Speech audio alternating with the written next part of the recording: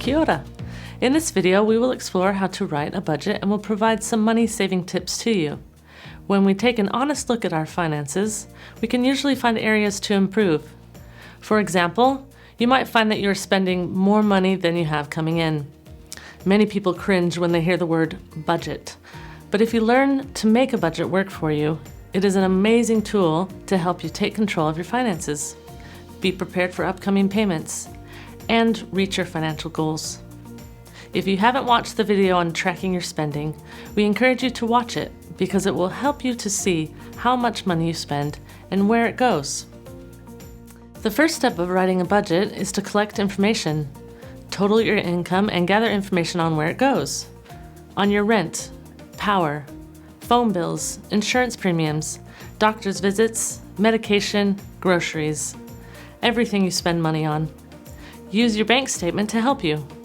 There is a detailed list called budget items in the description that lists any items commonly included in a budget. Use it to make sure you are not forgetting anything. The second step is to change all payments into weekly amounts to help you see what you spend on a weekly basis. The formulas for these calculations are at the top of the budget worksheet.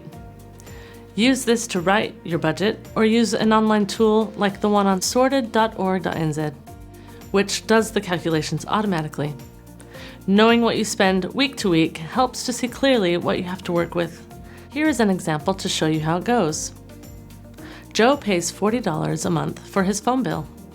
To work out what the payment is weekly, he will first multiply 40 by the 12 months in a year to see what he spends in 1 year. This total comes to $480.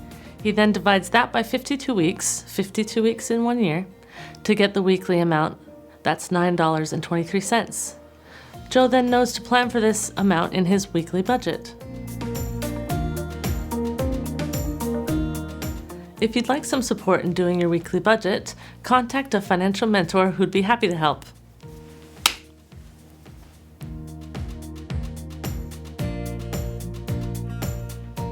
It's best if you have a little bit of room in your budget for things that pop up unexpectedly. If you're realistic, it makes your budget easier to stick to and prevents you from overspending or using savings. After completing your budget, it's time to see how it works in reality. Think of it as a living document, meaning you may need to adjust it as needed, and it works best if you look at it regularly. If you find that what you're spending is more than what money you have coming in, it's good to be aware of it now. You can do something about it and make necessary changes. To make your budget balance, you need to either increase your money coming in or decrease your money going out. Here's some tips to increase your income. Do you have adult children living with you that could help with rent? Do you have a spare room? You could rent it out to a student or a boarder. If you're renting, make sure your landlord is okay with it first. Are you receiving all your benefit entitlements? You could make an appointment with MSD to check. Are you able to increase your hours at work or get a part-time job? Here's some tips to decrease your spending. Look through your bills and make sure you're getting the best deal on power, internet and phone. Would you be able to save money by changing the plan you're on or by switching companies? Buy fruit and vegetables from the market or from a local veggie co-op. Are you paying unnecessary bank fees? For example, unarranged overdraft fees or dishonor fees? You can avoid them by changing the day your payments go out. A handy money-saving principle called the 3 C's goes like this: cut down, cut back, and cut out. To cut down, you would buy the same item but of a less expensive brand. To cut back, you'd buy the same item of the same brand, but you would buy it less often. And to cut out, you would stop buying that item. Apply these principles to things like grocery items you regularly purchase or your power bill. To cut back, you would be more conscious about the power you use. For example, having shorter showers or cooking extra food to freeze and reduce the amount of times you use the cooktop or oven. To cut down, you would change to a cheaper power provider. Cutting out might not be entirely possible, but using a blanket or hot water bottle instead of a heater, when possible, will make a big difference.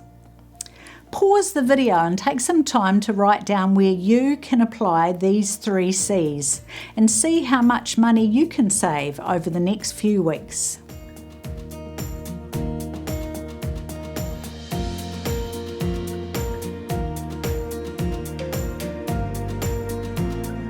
One money management system that may help you stick to your budget is called the 3-pot system.